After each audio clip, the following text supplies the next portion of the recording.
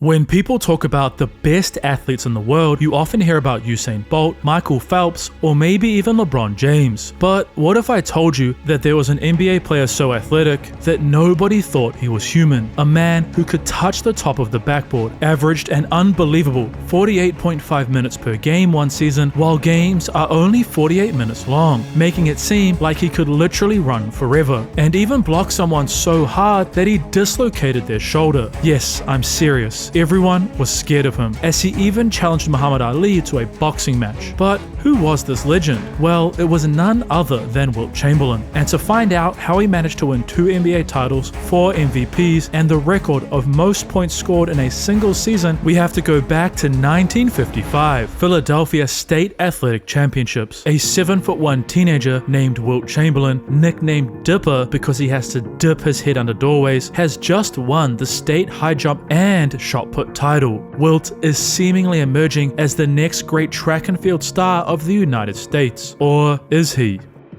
Red Auerbach, the head coach of the Boston Celtics, a professional basketball team in the National Basketball Association, or NBA, had received word about a larger-than-life athlete. Auerbach, upon hearing about this incredible teenager, would begin to coach Wilt over the summer, trying to make Chamberlain into a basketball legend. But he wanted to test his potential, so he invited B.H. Bourne, the MVP of the 1953 collegiate tournament, to play Wilt in some one-on-one games, a decision that would change both of their lives forever, because after a few hours of competing, Bourne, who had been drafted into the NBA just a few months before, had decided to retire from the game. In January of 1955, in Chamberlain's final high school season, he continued to dominate the hardwood, setting a Philadelphia State high school scoring record of 74 points. However, just a week later, his record was erased. Stody Watts would drop an insane 78 points, frustrating the Big Dipper. Therefore, in his next game, Chamberlain would score 90 points, and it was that scoring explosion which began to draw an insane amount of national attention. Newspapers were reporting that approximately 140 colleges were recruiting his services, and a certain someone within the NBA was working tirelessly to bend the rules in order to select the high school phenom. Meanwhile, George Marcus, another high school legend, was making his semi-professional basketball debut at only 16 years old in 1953. The 7-foot teenage Marcus was dominant against his opponents, who were all grown men, scoring as much as 44 points. However, George had a huge secret. Throughout the initial years of the NBA, the 8 NBA teams were able to make a special territorial pick in exchange for a first-round choice, which could only be used on local players. Originally, it was implemented for teams to select their local collegiate stars, but Eddie Gottlieb, the owner of the Philadelphia Warriors, lobbied to have this changed, and in the 1955 NBA draft, Eddie was able to select Wilt Chamberlain, stashing him away until he was ready to make his professional debut in 1959. But would he actually play his first pro game in 1959? May 1955, Chamberlain has finally made his decision. Not only will he be playing basketball at Kansas, but he will also be competing in triple jump and shot put. Knowing the competition would be tougher, the Big Dipper would play semi-professional basketball on the side as a high school junior and senior. However, this was in direct violation of the National Collegiate Athletic Association, or NCAA, rules. But Wilt never broke any rules. George Marcus did.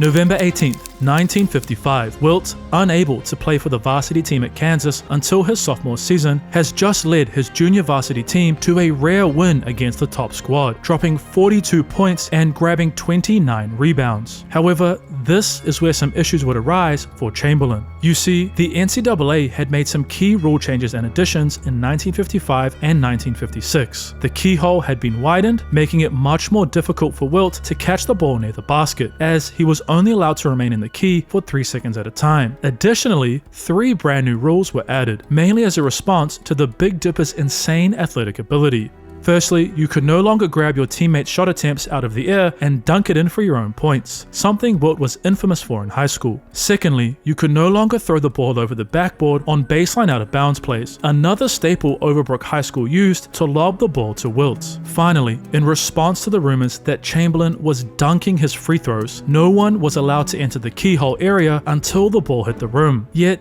these changes paled in comparison to the events of December 4th, 1955. Jay Suter-Keg, a reporter for the Cumberland Evening Times, would share an article exposing George Marcus's true identity. And while the article initially gained zero interest, the beginning of Wilt's sophomore campaign saw the NCAA launch a full-blown investigation. Chamberlain's college eligibility was at risk.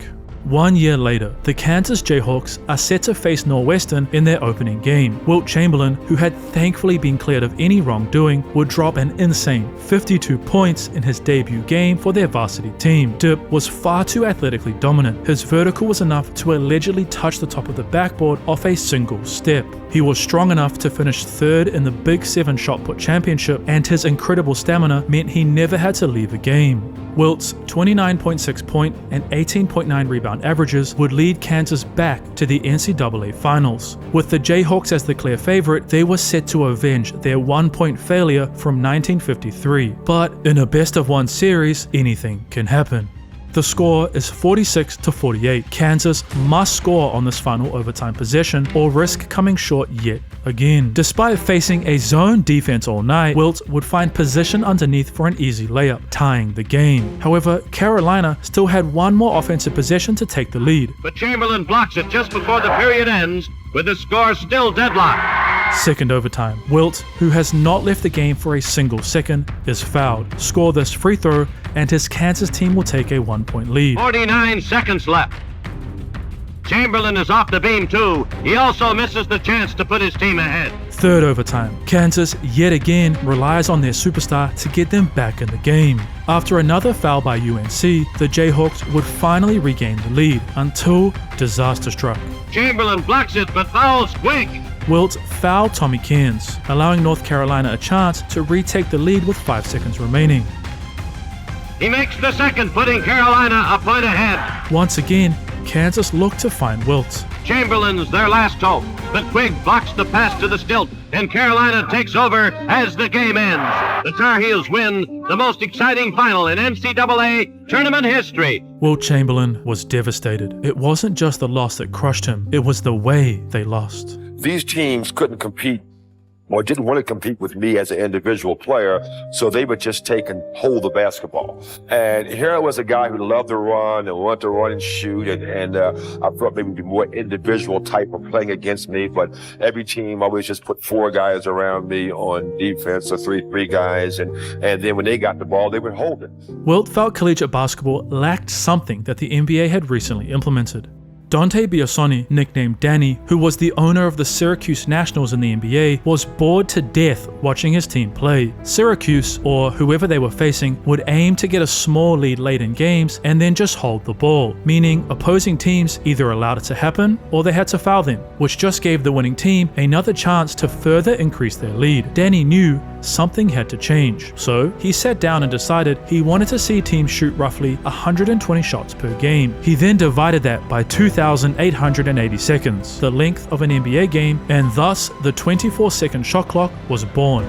Wilt, much like Biasone, would grit his teeth throughout the 1957-1958 season, and the thought of having to spend another year playing this boring style of basketball before he could enter the much more exciting NBA angered him. Therefore, in June of 1958, he sold the rights to a special announcement he wanted to make to Look magazine for $10,000. So what now? Abe Saperstein, a sports promoter, has recently acquired a professional basketball team that originates from Chicago, but had named themselves after a New York borough. However, he was facing some problems, because after the NBA had allowed members of all races to participate in 1950, Saperstein's team struggled to retain their players. Therefore, he made a radical move.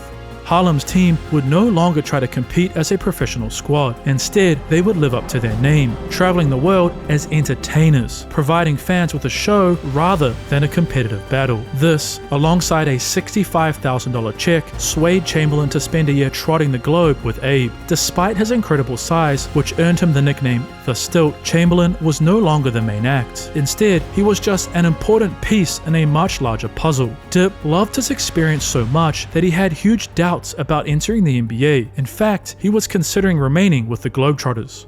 Neil Johnston, who had led the NBA in scoring from 1952 to 1955 playing for the Philadelphia Warriors, was forced to retire early due to knee troubles. Knowing his talent as a player, Eddie Gottlieb appointed his star as the Warriors head coach before Chamberlain was set to make his decision. Thankfully for the rookie coach Johnston, Wilt was excited to play in the NBA. I'm really looking forward to the 24-second rule under one man. I think it will be a period of orientation for me, of course, like it is for every newcomer in the NBA, but I think in the long run I'll be able to handle myself man-to-man with almost anyone in the league. A media frenzy would follow, with Wilt being touted as the next greatest player in the league. Many journalists believed he would break every record ever set and carry Philadelphia to championship after championship, but would he live up to these lofty expectations? October 24th, 1959. In his first game as a true professional, the Big Dipper would drop 43 points, the highest total scored by a rookie on debut in the history of the NBA. And a couple of weeks later, against the Syracuse Nationals, Chamberlain would break another record. Wilt would pull down 40 rebounds, smashing the Philadelphia Warriors' single-game rebounding record, whilst also scoring 41 points in just his third game in the NBA. However, there is a missing piece to Chamberlain's story, because the NBA didn't officially record blocks for another 15 years. But to help you understand how many shots he did block, statisticians often reported that they lost track. A couple of months later, Chamberlain would set a new career high of 58 points and pull down a record-breaking 42 rebounds against the Detroit Pistons in a 10-point victory. Over the course of his rookie season, Wilt set or broke 8 new NBA records, including most points scored in a single season as well as minutes played. Thanks to these insane achievements, Dip was named as the Rookie of the Year, All-Star MVP, and shockingly won the NBA's Most Valuable Player award in his rookie season. Yet, some shocking headlines were starting to emerge. You see, in a regular season game against the St. Louis Hawks in February, Chamberlain had been elbowed so hard by Clyde Levert that he lost 2 teeth. And a few nights later against the New York Knickerbockers, Willie Knowles followed up Clyde's work, elbowing Chamberlain in the exact same spot, forcing him to leave the game early. Whilst he was rewarded with free throws against the Knicks, Wilt was growing frustrated with his treatment from not only the other NBA players, but the officials, who he felt followed 2 sets of rules. Despite this, Philadelphia, thanks to Wilt's incredible play, had gone from being the worst team in the NBA to the 2nd seed in the Eastern Conference, and they were set to face Dante Biassone's Nationals in the first round of the playoffs. Much like Dante's invention, the Warriors, thanks to a 53-point performance in Game 3 from Wilt, would dispose of Syracuse quickly and were set to face the defending NBA champions in the Eastern Conference Finals, the Boston Celtics.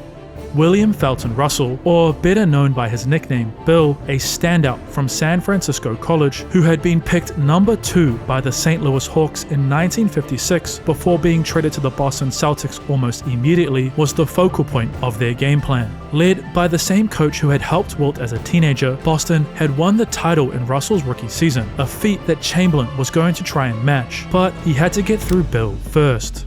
Game 1, Wilt would drop 42 points, yet this wasn't enough to beat Boston, and his issues only continued throughout Game 2 because Dip, sick of being pushed around and encouraged by his head coach, would finally fight back, punching Celtic Tommy Heinsohn so hard that Chamberlain required x-rays. But this did very little for the Warriors, and despite Dip being healthy enough to play Game 3, the NBA Rookie of the Year would only score 12 points and 24 in Game 4.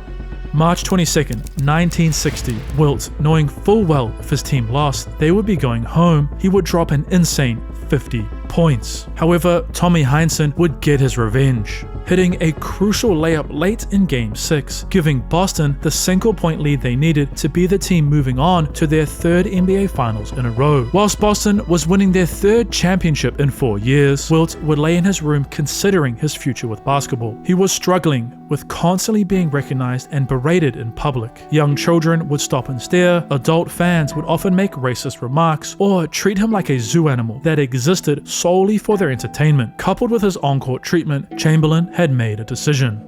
Upon returning from Russia, Wilt would open his mailbox to a flood of letters from fans, pleading with the Big Dipper to return to the NBA. Wilt would read every single one, and the time away from the NBA gave him a chance to talk to those closest to him about his shock retirement. And in August of 1960, the former NBA Rookie of the Year had made a decision. whilst Wilt would continue to break his own records, averaging 38.4 points per game and going so far as to break Bill Russell's single-game rebounding record by 4. The most impressive part, it was against Bill Russell. But the Warriors, despite having arguably the best individual player in the NBA, were struggling as a team. And given that his superstar came so close to quitting just a season ago, Eddie Gottlieb knew something had to change. December 4th, 1956. Frank McGuire, the head coach of North Carolina, has just won his first national championship as a collegiate coach, winning a game that many thought was unwinnable. However, a few years later, the NCAA placed Carolina on probation, citing poor accounting skills, resulting in McGuire resigning from his head coaching role. Thankfully for Frank, he had a plan. Coach McGuire began his tenure with Philadelphia by sitting down with his new superstar and asking him a simple question. I asked him how long he'd like to play, and his answer was forever. I said, no, well, how long do you want to play in the game?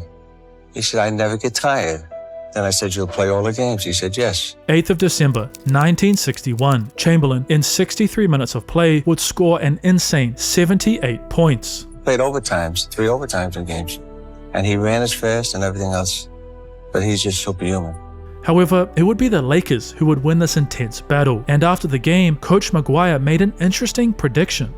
Hershey, Pennsylvania. In an effort to increase fan engagement, NBA teams would play regular season games in various home arenas around their state, and on March 2nd, 1962, it was here where the Warriors were set to face New York in one of their final regular season games. Chamberlain, who had been averaging 53.1 points in their last 10 games, started the match as usual. However, as the fourth quarter was coming to a close, something mind-blowing happened. Rebound, Luckenbill. Back to Ruckwick. Into Chamberlain.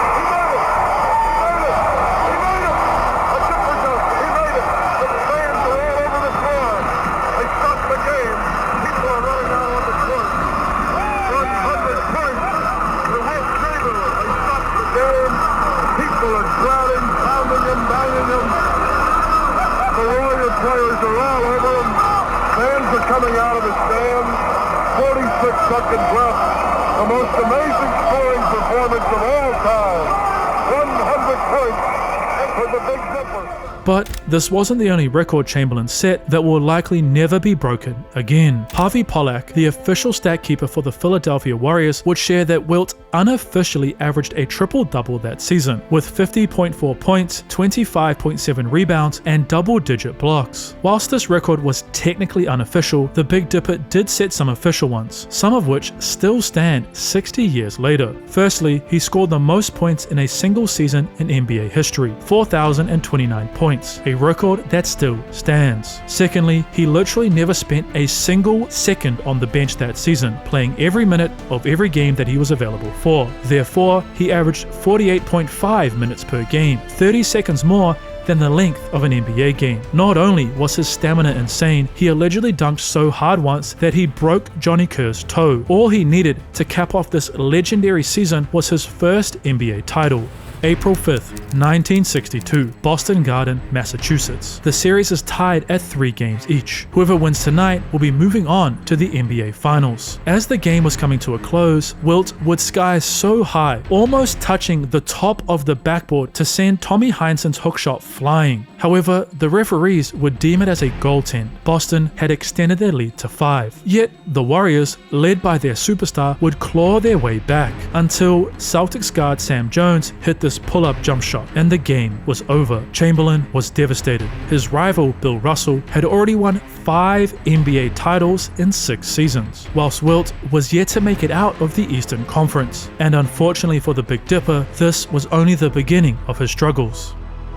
Matty Simmons, after seeing the financial success of the Minneapolis Lakers move to a much larger market in Los Angeles, was interested in moving another NBA team to California. Eddie Gottlieb, frustrated with Philadelphia's inability to get past Boston despite having the best player in the whole league, decided to sell his Warriors to Simmons for $850,000. Whilst many were confused as to why Gottlieb wanted to sell, it was all a part of his grand plan to bring a championship to Philadelphia.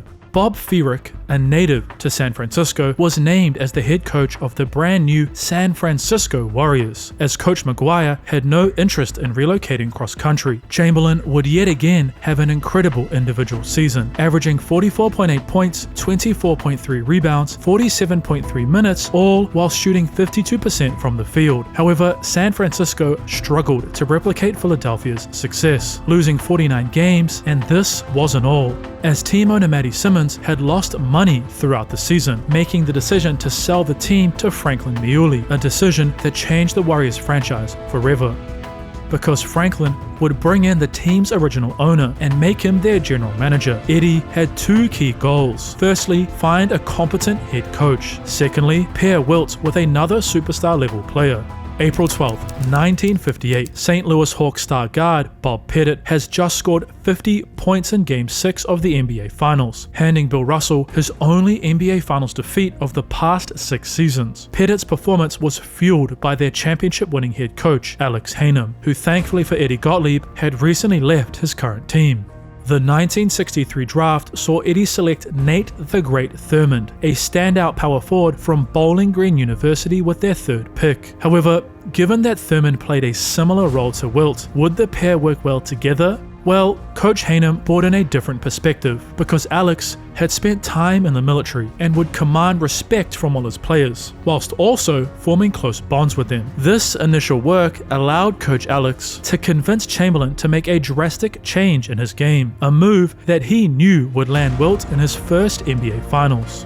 April 16, 1964, the San Francisco Warriors are playing the St. Louis Hawks. Throughout their playoff journey, something has been dramatically different about Wilt. Not only has he dominated the boards and the baskets, but Dip has become a true defensive force. Whilst we will never know his true average, Chamberlain would record a reported 12 blocks throughout this must-win game. And this wasn't the only adaptation. Coach Haynham has turned Wilt's greatest weakness, getting double, sometimes triple teamed, into an advantage, with the Dipper now averaging an impressive 5 assists per game. These key changes, alongside a standard 39-point, 30-rebound performance, would see Wilt finally achieve his NBA Finals dreams. But would these adjustments in his playstyle be enough to defeat Bill Russell and his Celtics? Game 5. Boston Garden. Chamberlain and his on-court rival have battled all series long. Russell is one, if not the only player in the league who can match Wilt's strength, with Bill holding the Big Dipper to a 29-point average in their first 4 games, placing his Celtics just a single win away from the crown. Throughout Game 5, as usual, Russell would hold his rival down. Wilt would shoot a poor 42% from the field, meaning yet again it was Boston who was crowned NBA champions. The NBA world, who once heralded Chamberlain as the next greatest player, began to turn on him, painting him as a crybaby, a loser, and a villain that would never win anything. A few months would pass, and the Big Dipper is spending time on a warm summer's afternoon throwing a football with his friend, Hank Stram. Stram is shocked with Wilt's ability to not only throw and catch a football, but his 4.6-second 40-yard dash time, incredibly quick for a 7'1" NBA center. Hank, who was the head coach of the Kansas City Chiefs, asks Wilt if he had ever considered playing professional football, a question that he would ponder throughout the rest of the offseason.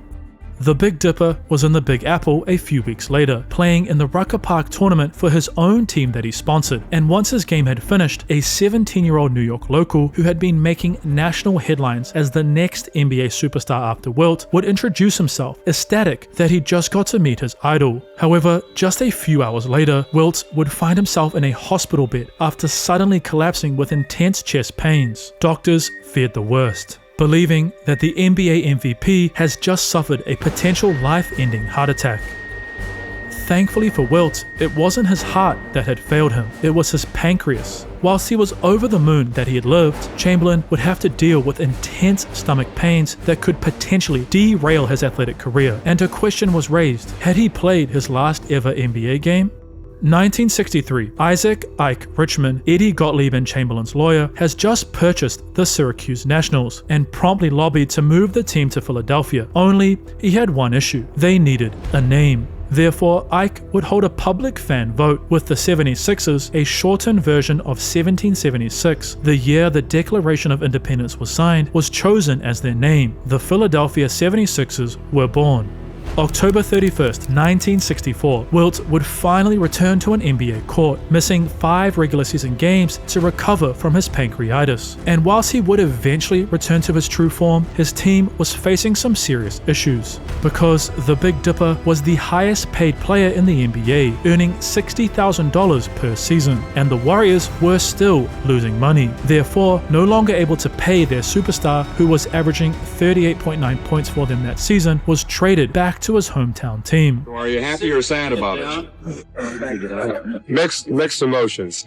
Actually, I'll be like Tony Bennett leaving my heart here in San Francisco because I fell in love with the city. It's the morning after Philadelphia has just gone down 2-1 against the Boston Celtics in the Eastern Conference Finals. Sports Illustrated has just released the first half of their exclusive interview with Chamberlain, much earlier than the pair agreed upon. The article details Wilt's true feelings towards the NBA, being transparent about his struggles with pancreatitis, criticizing his current Philadelphia head coach, giving a warning for up-and-coming NBA stars, and opening up about the emotional pain he is suffering. The NBA, upon reading the article, would hit Wilt with the largest fine in the history of the league.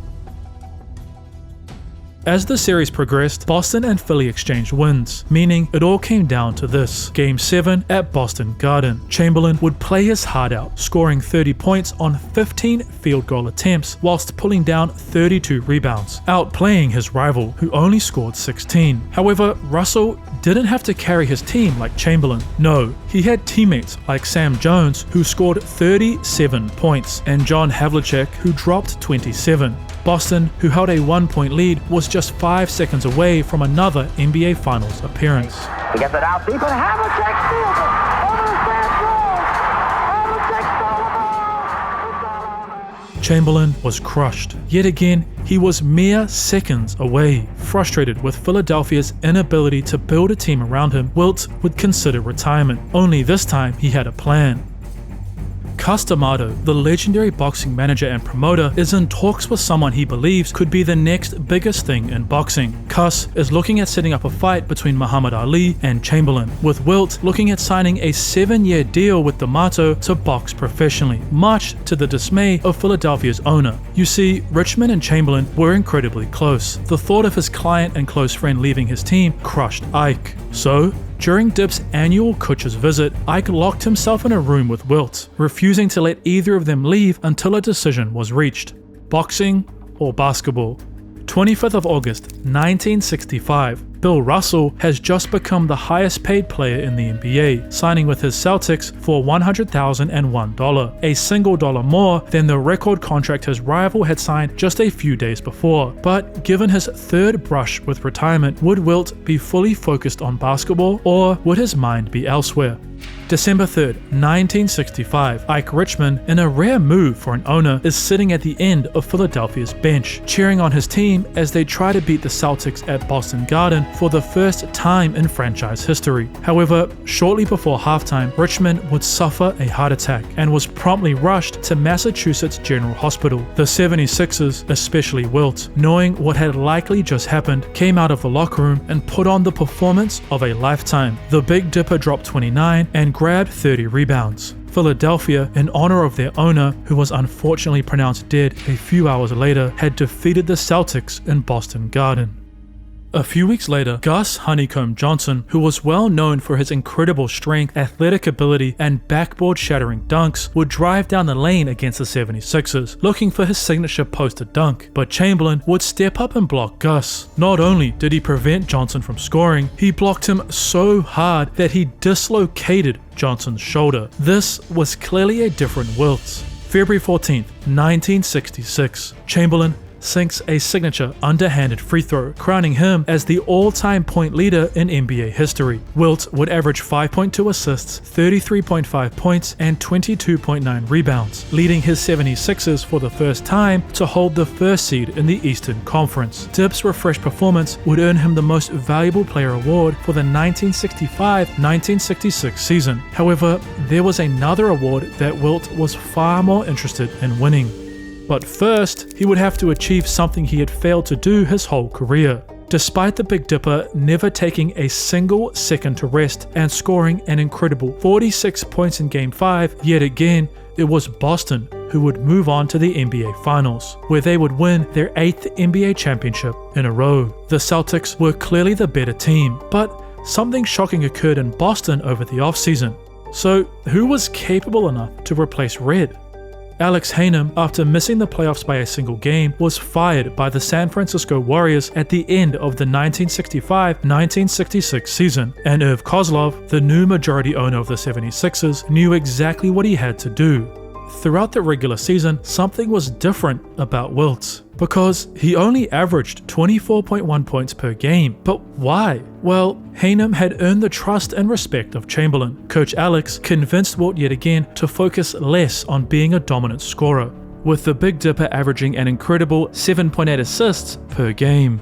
This shift in focus would set another record because the 76ers had 6 players average 12 or more points, leading Philadelphia to set the NBA's best win-loss record, setting up a first-round matchup against the Cincinnati Royals. Throughout their first playoff series under Coach Haynham, Wilt would apply the same strategy he used throughout the regular season, having a 19-assist performance in Game 3, defeating the Royals 3-1. The team that awaited them was the Boston Celtics, led by their brand new player/head coach, Bill Russell. Game 1. Philadelphia Convention Hall. Chamberlain would unofficially record the NBA's first quadruple-double, 24 points, 13 assists, 32 rebounds, and 12 blocks. But most importantly, the W. However, in order to beat the Celtics, they would have to do something the franchise had never done before: win a playoff game in Boston Garden. April 2nd, 1967. Not 1, not 2, not 3, not 4 players scored in double digits. No, 6 76ers would drop at least 10 points throughout Game 2. Philadelphia had done it, and it seemed like Wilt finally had what he had been missing since he entered the NBA in 1959. Game 3, Convention Hall. Bill Russell and his Celtics aren't going to go down easily, with Bill scoring 10 points, grabbing 29 rebounds, throwing 9 assists, and blocking 4 shots, while simultaneously coaching his Celtic teammates to what they thought would be a victory. Yet Chamberlain would set an NBA playoff record that still stands to this day, grabbing 41 rebounds, as well as dropping 20 points, 9 assists, and blocking 5 shots, leading his 76ers to a 3-0 lead, just 1 game away from achieving the impossible. April 9th, 1967, Boston Garden. Irv Kozlov warns his 76ers that if they don't bury Boston tonight, they risk giving them a glimmer of hope, and Wilt, understanding the situation more than anyone else, knows exactly what he has to do. Chamberlain would pour in 20 points with his standard finger rolls and emphatically dunking all over his rival. However, it was Russell who blocked multiple shots late in the fourth quarter and synced the clutch free throws, who gave Boston a 4-point victory, keeping their dreams alive of winning a 9th NBA championship in a row. Game 5, Coach Bill Russell has seemingly begun to figure out the 76ers, with Russell deploying Wayne "The Wall" Embry to play the center position, whilst Russell moved further away from the basket, forcing Chamberlain away from the rim. Despite scoring 22 points in the first half, Boston held a 5-point lead heading into the locker room. Wilt would sit in his locker as all the feelings of struggle began flooding into his head. The frustration of putting up incredible individual performances, only to lose to his rival yet again. He knew that he couldn't carry Philly alone. He needed his team. Wally Jones, another Overbrook High School star who was drafted by the Detroit Pistons out of Villanova, had been traded to his hometown 76ers before the start of the 1965-1966 season to become one of their starting guards. Jones, who was well known for his shooting and ball handling skills, began to hit jump shot after jump shot, and as Boston's lead decreased, Philadelphia's crowd only got louder. I was shouting and everything. The momentum of the team started to move then, and we just knew that we had them then as soon as we got here. The tremendous feeling you have of coming back to that room with your own group and looking at one another and knowing that you have done it. This moment was truly a moment of elation and tremendous pride. The real big celebrating, the yelling and screaming came later with the reporters and the fans, but that moment, walking back to that dressing room, is one that I'll never forget. Boston's dynasty had come crumbling down, or had it? Rick Barry, the 1965 number 2 pick and Rookie of the Year, had turned the San Francisco Warriors franchise around after Wilt's departure. His long 6'7" frame and incredible shooting ability was something NBA defenders weren't used to, with Barry leading the league in scoring at 38.5 points per game, carrying his team back to the NBA Finals. April 23rd, 1967, Game 5, Convention Hall. Philadelphia has just blown a 13-point lead. Their champagne has been put back on ice. The Big Dipper will have to return to San Francisco if he is to win his first NBA title. As he stepped foot onto the court for Game 6, flashbacks of all the moments he was just one possession away from winning rushed back to him, and he began to wonder, would I always be a loser? Am I truly incapable of becoming an NBA champion? As the game progressed, Rick Barry was decimating the 76ers defense. I attempted to guard Rick Barry, but he is by far the toughest forward in the NBA to guard because he is in constant movement. And Nate Thurmond is pulling down rebound after rebound. Now it looked again like we were going to let something slip away from us and we were going to have to take it back to Philadelphia. With Wilts at the line late in the fourth quarter down 1, Warriors fans, understanding Chamberlain's struggles at the line, sat calmly. But it's clutch time now. The 76ers take the lead by 1. But can they hold it? San Francisco calls timeout. Head coach Bill Sharman draws up a game-winning sideline out-of-bounds play with 15 seconds remaining. Barry has the ball. Walker guarding. I got a lot of help from Chamberlain, and between both of us, we managed to stop him, and we managed to force him into a bad shot. Luke Jackson got the rebound, and I think that was the turning point of the game. Points. And the Philadelphia 76ers now have a crown. Wilt was finally an NBA champion. His new goal? Go back to back. Whilst many assumed Chamberlain would be returning as he had signed a 3-year deal, this was allegedly false, and in fact, Wilt and Ike Richman had secretly renegotiated his contract before their championship season to a single-year $150,000 deal, which made Dip a free agent. Although Wilt had no intentions of leaving, he did want new owner Irv Kozlov to honor his agreement with Richman, a percentage ownership of the 76ers, or Wilt would be leaving. October 18th, 1967, the Los Angeles Lakers are in town, and finally, after months of negotiating, Chamberlain is present and in the starting lineup. So, was Wilt a part owner of his own team? No, as this was against league rules. But Irv has signed his superstar to the largest contract in NBA history, $250,000 on a single-year deal. The Big Dipper was ready to win back-to-back NBA titles.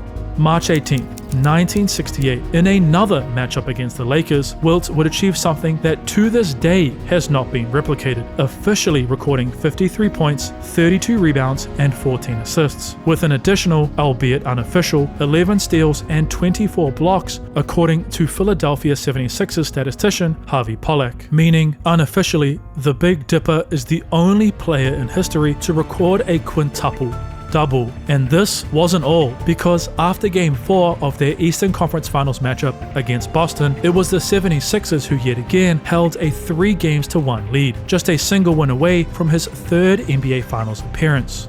Although both Wilt and Bill seemed to hate each other on court, the pair were incredibly close off of it. I mean, he'd come past my house on Thanksgiving because we played Philly, Boston all the time, sleep in my bed, eat the food, sleep in my bed, and go out there and whip my butt. Understand? And my mother would say, "No, Wilt, we shouldn't feed Bill so well the next time."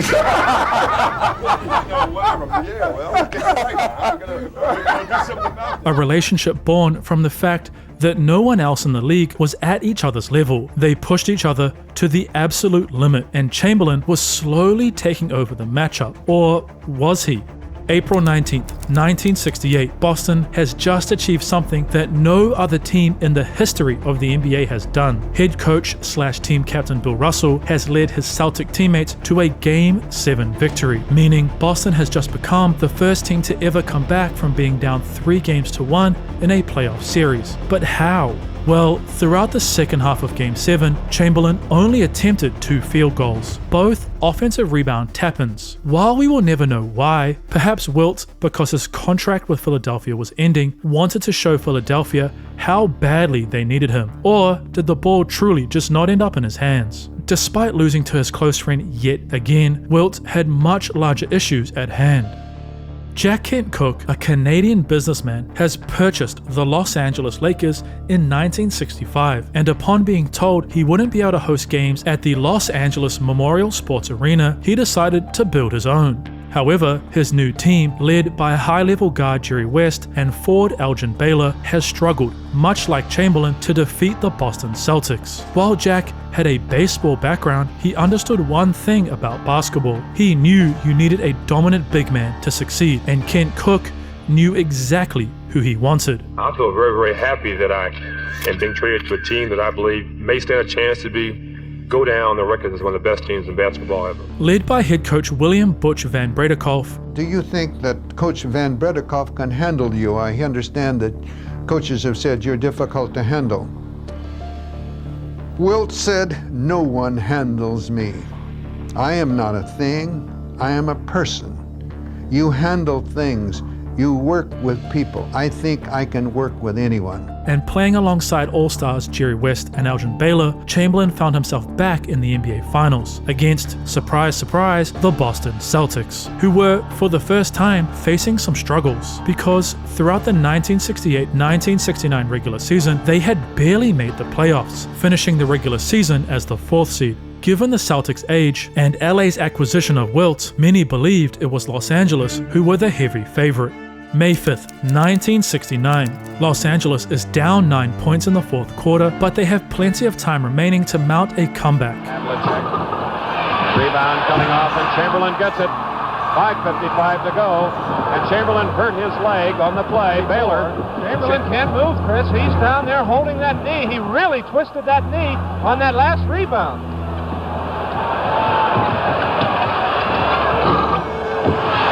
But he did get the rebound and quickly calls for a timeout. But Wilt Chamberlain really twisted that knee on that rebound, and this also could be a big factor in the closing minutes of this game. With him not mobile, he has 5 fouls, and he may not be able to move around quite as well. Wilt would head to the bench to work on recovering, and thankfully a few minutes later, he was ready to re-enter the game. However, Van Bredekolf didn't sub Wilt back in. No, he left him on the bench in the most crucial moment of their season. But why? Well, the pair's relationship began on poor ground. They bickered constantly throughout the season, and Chamberlain struggled with playing traditional minutes during the year, culminating in Bredekolf believing the Lakers were just better off without him. And time has run out, and the Boston Celtics have done it again. Another jewel in that crown. Whilst being benched and losing yet again devastated Chamberlain, it's ultimately what his close friends said about him after the game that truly crushed him. November 7th, 1969, Wilt has just played one of his best games as a Laker. He's only missed a single shot, but as Dip dribbled up the court, his knee buckled. Chamberlain has just torn his patella tendon, an injury that will take a full year to recover from, ending his 1969-1970 season. Gene Selznick, a volleyball legend who owned a restaurant in LA, would form a close bond with the Lakers star big man during his tenure with Los Angeles. Wilt, who was interested in all forms of athletics, would work closely with Gene, learning the fundamentals of volleyball, and it was this relationship that helped the Big Dipper regain strength and confidence in his injured knee, making it seem likely he would return the following season at 100% strength. March 18th, 1970. The Boston Celtics are in town, but something is very different about tonight's game. Firstly, Bill Russell is gone. Secondly, Wilt Chamberlain is sitting on the Lakers bench, donning a headband, making his NBA debut months before anyone believed he could. Despite losing this game against Boston, Chamberlain's arrival and Russell's departure made one thing clear: the Lakers are now NBA championship favorites. It's April 9th, Game 7 of their first round matchup against the Phoenix Suns. Wilt has just scored 30 points, grabbed 27 rebounds, and thrown 9 assists, leading LA to a miracle series comeback. The Big Dipper would continue to dominate the St. Louis Hawks, averaging 17.3 points, 22 rebounds, and 4.3 assists throughout their sweep. Los Angeles was ready to win their first ever NBA championship, but with no Bill Russell, who would Chamberlain have to beat? May 4th, 1970. Willis Reed, the 1970 most valuable player for the New York Knicks, has led his team back to the NBA Finals for the first time since 1953. However, after trying to score against Wilt, Reed collapsed, suffering a bruised hip that would remove him for the rest of Game 5. Due to this injury, Los Angeles would take the win, and considering the Knicks had just lost their star, many assumed Chamberlain would finally win his second NBA title. Game 7, Madison Square Garden. It all came down to this. But without their star... And I think we see Willis coming out. There he comes right now. 6'10" from Grambling. The captain of the Knicks, the most valuable player of the NBA. Frazier then slows it down. Is picked up by Jerry West at the top of the post. Reed. Willis Reed scores the first bucket. Wilt would respond with 21 points and 24 rebounds, but... We have a new NBA champion.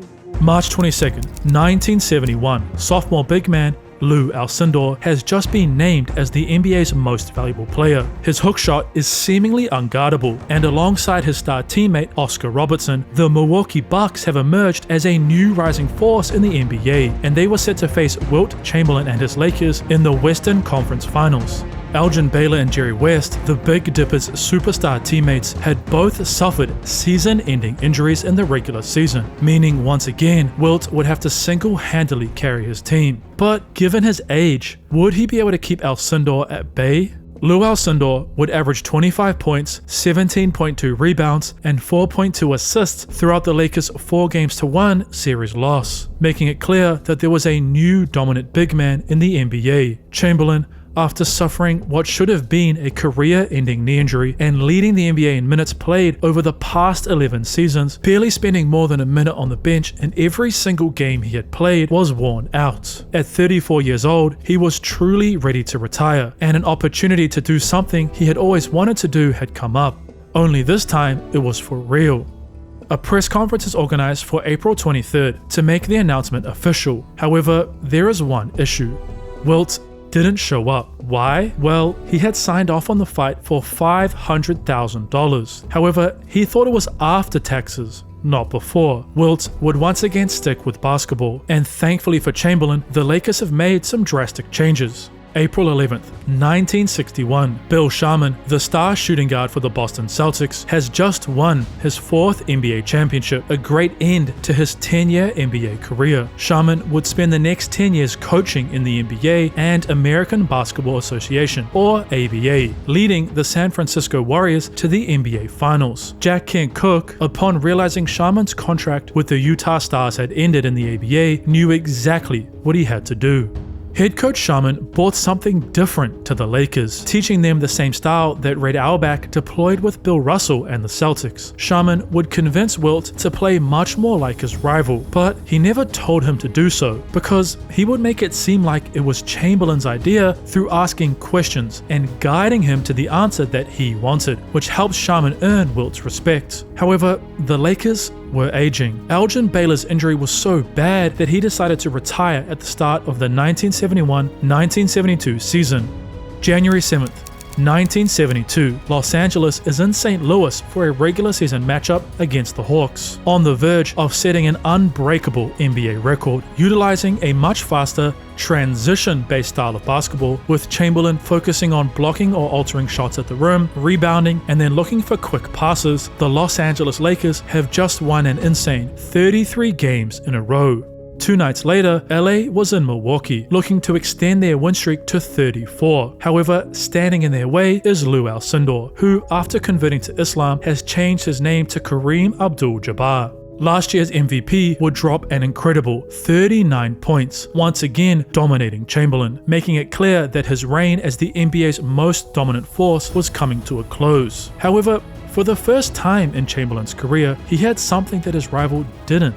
April 22nd, 1972, Western Conference Finals, Game 6. Kareem has been dominant all series, averaging 33 points, 15.5 rebounds, 4.8 assists, and a couple of blocks per game. Chamberlain, knowing full well that this is his final chance to get to the NBA Finals, knows that he has to go out and do the impossible. The Big Dipper would do something that no other NBA player had been able to do: block a Kareem Abdul-Jabbar skyhook, finishing the game with 9 blocks, 5 of which were on Kareem. A sports reporter who had followed Wilt his whole career shared that Game 6 was the hardest he had ever seen Wilt play, and thanks to this performance, the Lakers were moving on to the NBA Finals. However, would they be able to get their revenge against the New York Knicks, or would Wilt fail yet again? Game 5. I'm Chick Hearn along with Lynn Shackelford, and tonight the Los Angeles Lakers have a chance to do something that they have never done in their history, and that is to win the World Championship of basketball. Despite going up 3-1, Wilt would be the player to suffer what many thought would be a series-ending injury in Game 4. He had fallen straight onto his wrists, and while it was reported he had either sprained his right wrist or had a small hairline fracture on his index finger, he had actually completely broken it. The Big Dipper, with his wrists taped still, would grab 29 rebounds, score 24 points, and impact almost every New York Knicks shot defensively, an inspiring performance that resulted in... And the Los Angeles Lakers are the world champions of basketball. But would he finally be able to win back-to-back NBA championships, or would the following season be the end of his NBA career? May 1st, 1973, after coming second in most minutes played at 36 years old and averaging a record-smashing 73% from the field throughout the regular season, Wilt, alongside the Lakers, have found themselves back in the NBA Finals, up 1-0 against the New York Knicks. Game 3. Jerry West, the Lakers star point guard, whose play has been revitalized under head coach Sharman, has just strained both of his hamstrings. Chamberlain, for what seems like the 100th time in his career, will have to put his team on his back. Just a week later, Los Angeles, after Chamberlain only averaged 11.5 points, 18.3 rebounds, and 3.3 assists, had lost to the New York Knicks. The Lakers were just too old to compete with New York. So, was this the end of his incredible professional career? Leonard Bloom, the owner of an ABA team, had finally, after years and years of trying, has convinced Chamberlain to sign in his league. The Big Dipper has signed a $600,000 per year contract with the San Diego Conquistadors as a player-coach. However, there was a problem with his contract because at the time, the NBA had an option clause, meaning whenever a player's contract ended, they were bound to that team for a year after. Chamberlain, who was still under contract with the Lakers, was prevented from playing in the ABA after a court hearing. However, Wilt was allowed to remain on as a coach. Disappointed with the court's ruling, Wilt would retire from professional basketball at the end of the 1973-1974 ABA season, ending his career as a 2-time NBA champion, 4-time MVP, and arguably the greatest athlete to ever step foot onto a basketball court. After his incredible 14-year NBA career, Chamberlain would make a statement that would not only shock the NBA, but the whole world. That you slept with 20,000 women. You made that statement. But you know, I thought maybe one of the reasons you invited me on the show was to give me an award from the Board of Education. Because whenever people see me now, they go, 20,000. And let's see, he must have started when he was like 15, and he's now maybe 55. So let's see, 20,365 and 20,000. And, you know, and then... So you're getting people thinking. Not only that, I'm teaching them mathematics, which is really the whole story. Yet, it was another TV show, a commercial in fact, that would change Wilt's life forever, because in 1993, Reebok had just signed the 1992 #1 pick, Shaquille O'Neal, to a sneaker deal, and decided to bring in all the legendary big men for their commercial. Both Wilt Chamberlain and Bill Russell, who hadn't spoken since Russell made those negative comments all the way back in 1970, would slowly rekindle their friendship. Well, he got that zone defense in his favor, though, Russ. They ain't gonna be able to drop 3 or 4 or 5 guys on like you, mother. Wilt and Bill's beef was no more, and they resumed their incredible friendship as if nothing had ever happened. Inspired by his sister, who he believed would have been a great track and field athlete if she had actually had the chance to compete, Chamberlain started Wilt's Wonder Woman. His goal was to sponsor female track and field athletes of all ages, paying for their training gear, coaching, and event fees, whilst also showing up to support when they competed. Wilt's incredible life would come to an end on October 12, 1999 at 63 years old. A lifetime of insomnia, stomach and heart issues unfortunately caught up to him, and the world lost a legend much sooner than everyone thought. Wilt Chamberlain was truly one of the greatest players to have ever played. While many discredit his statistics due to the era he played in, after spending the past 2 months and over 300 hours creating this video, to me it seemed harder to score back then, because the rules heavily favored the defense. Chamberlain couldn't really use his strength like a Shaquille O'Neal did. He had to rely on finesse with fadeaways and finger rolls. While I do agree if you dropped a copy-paste Wilt into today's NBA, he wouldn't be as dominant due to his lack of shooting, but if Chamberlain with his athletic ability grew up in today's world, I don't think Victor Wembanyama would be the only alien we'd be talking about. Also, did you know there was a player who missed over 5,000 free throws and only made 1 3 in his 19-year NBA career, who still managed to outscore everyone, winning 4 NBA titles, 3 Finals MVPs, and is currently 9th all-time in scoring? That player is Shaquille O'Neal, and to find out how he did all of this, click the video on your screen now.